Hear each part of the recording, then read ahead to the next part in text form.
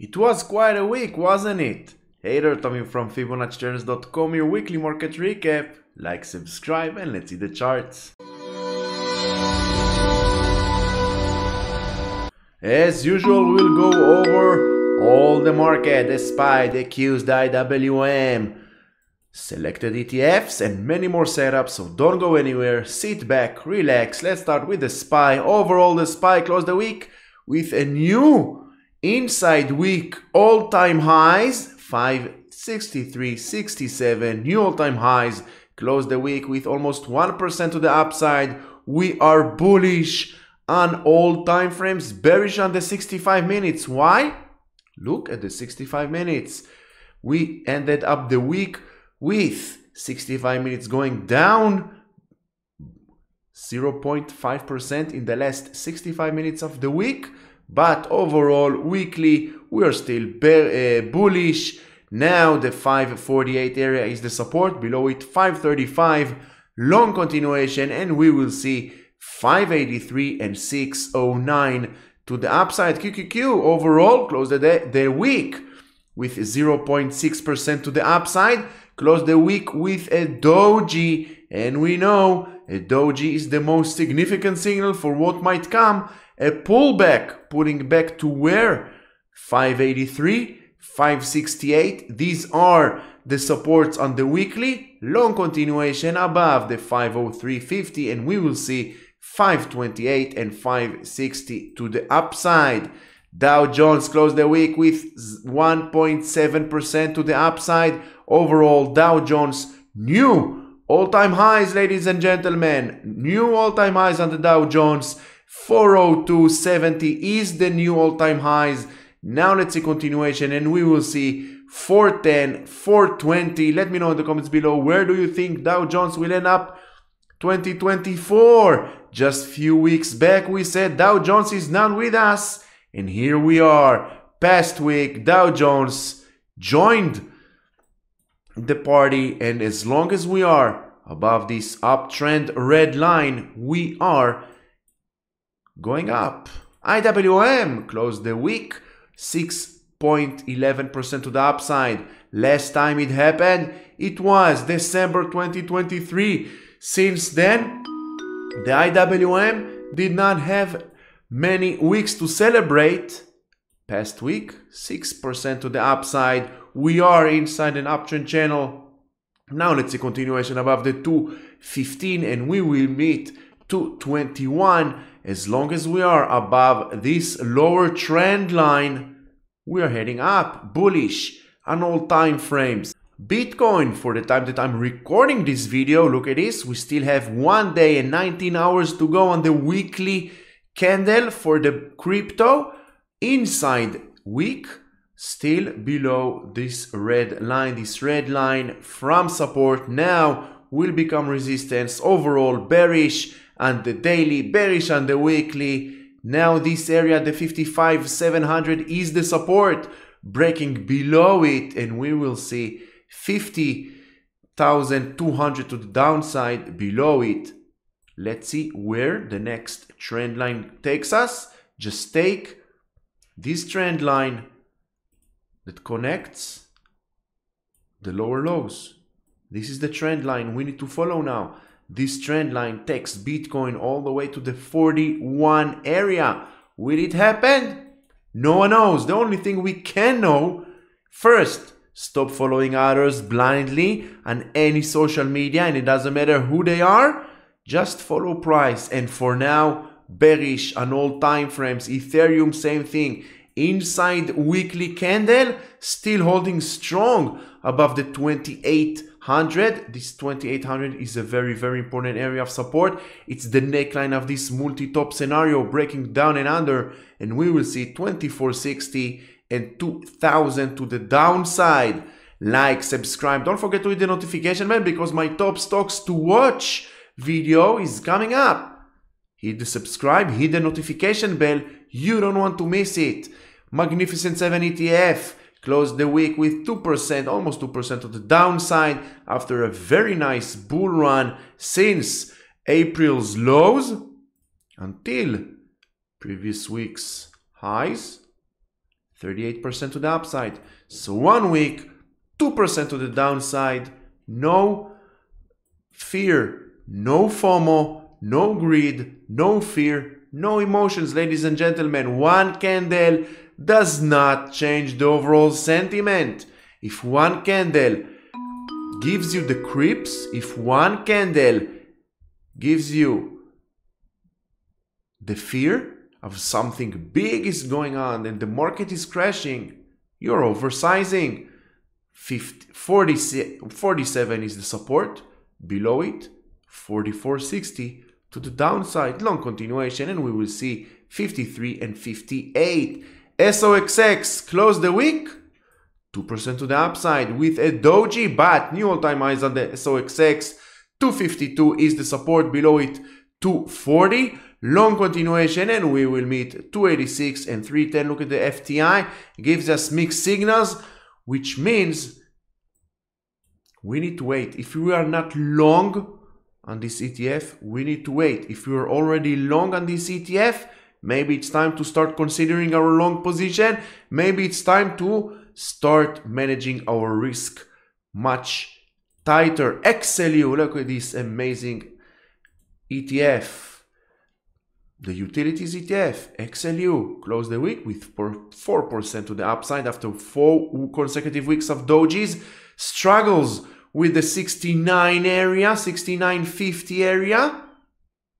From support to resistance, buy signal, bullish on the 4 hours, on the daily, and the weekly. Now let's see continuation above the 72.32 will become the next major resistance. Why? Just look left. It was resistance over here during April of 22, was resistance over here during August of 22, was resistance over here May and June, just last month.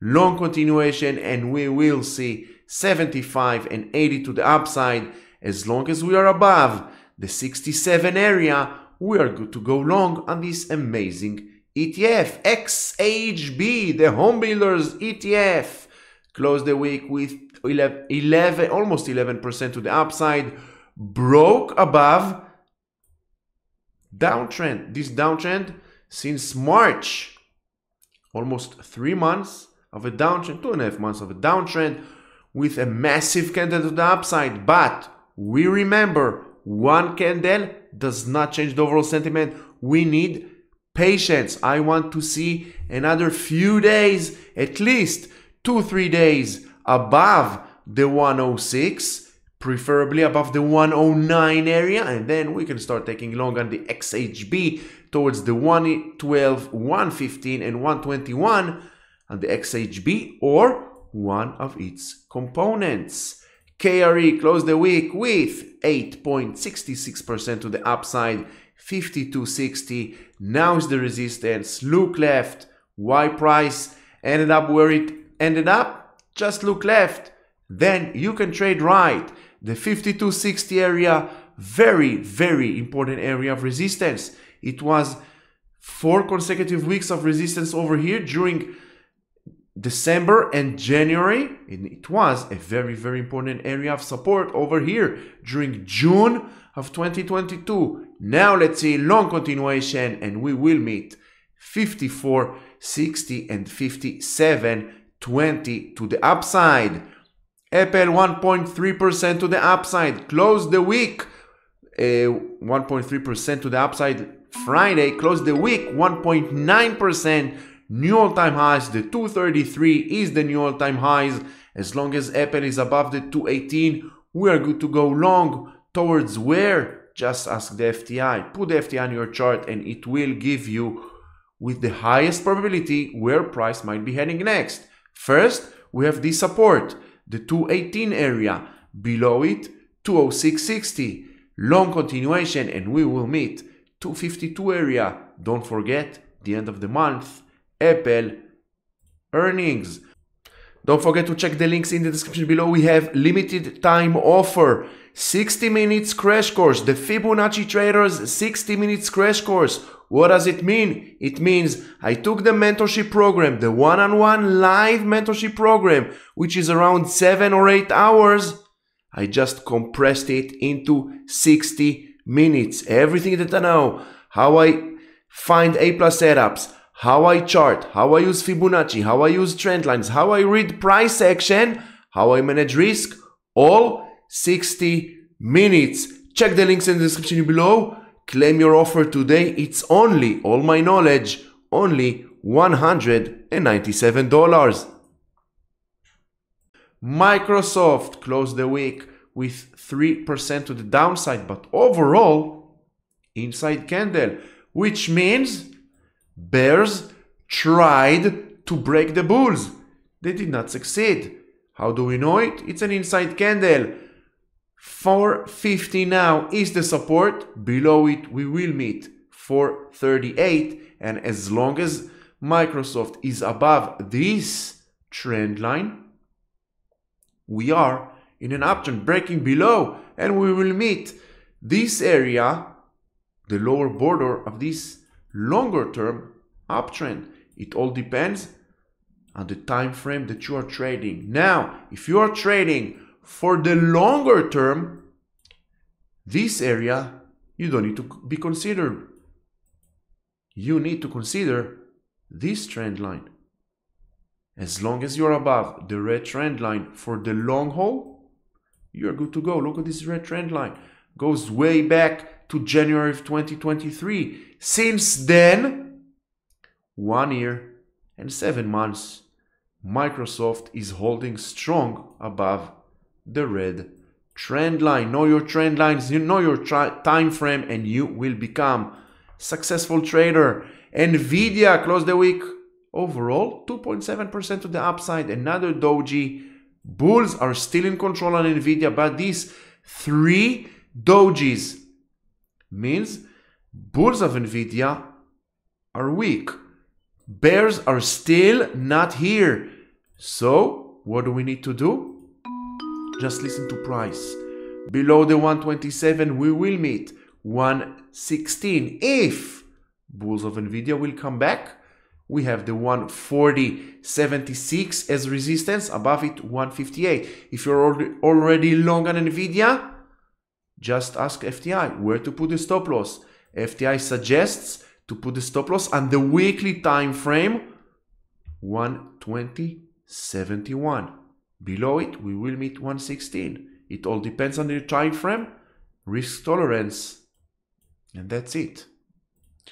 Tesla closed the day Friday with 3% to the upside, and the week Tesla closed with 1.3% to the downside. 271 is a very oldest area, the 270 to 71. Look left, very tough resistance since July of 2023. It was very important area of support during September, August of 2022. Just look left, trade right, put FTI in your chart, and you will be ahead, at least ahead of 80% of all other traders. Long continuation above the 271, and we will meet 307 on the weekly time frame.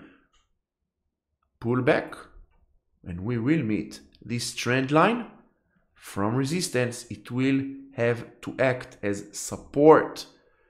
AMD closed the week with 5.65% to the upside. Overall, as long as we're above the 170 area on the weekly time frame, we are good to go long. End of the month, AMD earnings. Long continuation above 187, and we will see 199 and 215.80 to the upside. We have here a massive, if we clean the chart a little bit, we can see a massive double bottom scenario that can take us all the way up back to 227. What do you think? Can we get AMD to 27 by the end of 2024? It's not so far. 25% in just under 6 months. It means 4% average per month. Can we do it? Amazon closed the week with 2%, 73 to the downside, but overall, we're still holding. First, we're still holding above the 193 area, and we're still holding above the lower border of the uptrend channel. Look at this uptrend channel, goes way back March of 2023. So if you're for the long haul, for the long run, long on Amazon, this is the red line you need to be worried from. But as long as this red line is holding, you're good to go long. Meta closed Friday with 2.7% to the downside. Overall, look at Meta. Is it an engulfing candle? No, it's not. 7.6% to the downside. Now, 492. This is the amazing FTI. It gives you all the support and resistance that you need. It gives you the buy signal. It gives you the green line where to put your stop loss. And it gives you multi-time frame point of view. 493. Still holding a support. 5 consecutive weeks. Breaking below 578 and 563. Next week, we might see some kind of an inside candle on Meta. But overall, Meta, for now, still holding above the 493 bullish on the weekly. Google closed the week with 2.9% to the downside. But look at this. Trend lines are the true support resistance for price action. This trend line goes way back to May of 2023, held as resistance for the higher highs. Now it needs to act as support for the higher lows. Let's take Fibonacci in the past 13 weeks. Let's check. 183 is support. Below it, 176. Long continuation. As long as we are above or even stuck to this red trend line from below or from above, we are heading north back to the 191 and 203. SMCI closed the week with 7.5% to the upside. We are inside a very, very tight price action. Look at this. Very tight price action. Let's see a breakout from this consolidation. Let's take the last 21 trading days, trading weeks. Swing high, swing low. I want to see, as you can see, I have my alert over here. I want to see at least 3 days above the 250, and then we can start taking long position on SMCI. Also SMCI, less than 1 month, 3 weeks from now. Earnings coming up. Know your earnings. Palantir overall closed the week with 3.08 to the upside. Throughout the week, bears tried.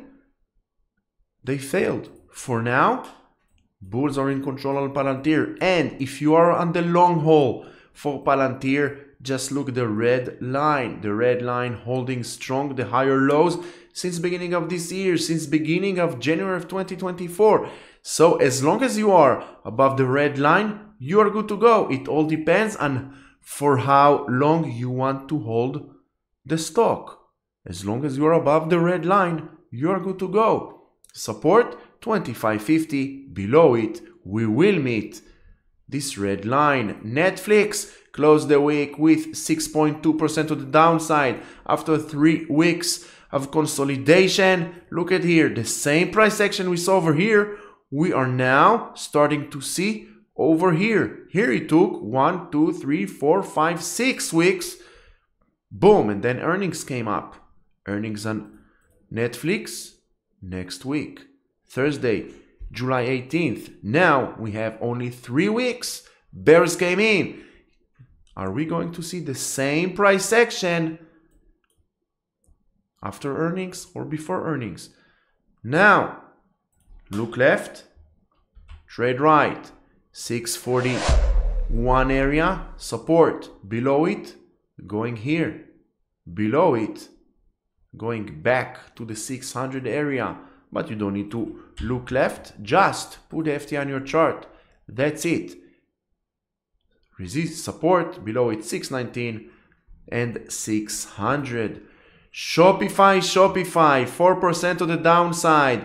4 consecutive weeks of nothing, just no movement on Shopify with 67.50 is the resistance. 63, all this area support, very, very tight price action, still below the red trend line, bearish on the daily and the 4 hours, bullish on the weekly, but I'm waiting for at least 1 week breaking above the red line, preferably above the 69.75. AVGO, Broadcom closed the week on the zero. Overall, Doji, 1600 is the support. Long continuation above 1770, and we will meet 1845 once again. Eli Lilly closed the week with 3.7% to the upside. Look at this amazing name. Since the dip of May, even April, until Friday's close, 33% to the upside in just under 3 months. 900 is the support, bullish on all time frames, long continuation, and we will meet 1014 and 1095. Thank you very much for watching this video. I do hope you found it helpful, educational. If so, like, subscribe, check the links in the description below, choose your path to financial freedom, and don't forget to hit the notification bell. More videos coming up during this weekend. Until the next video, stay safe.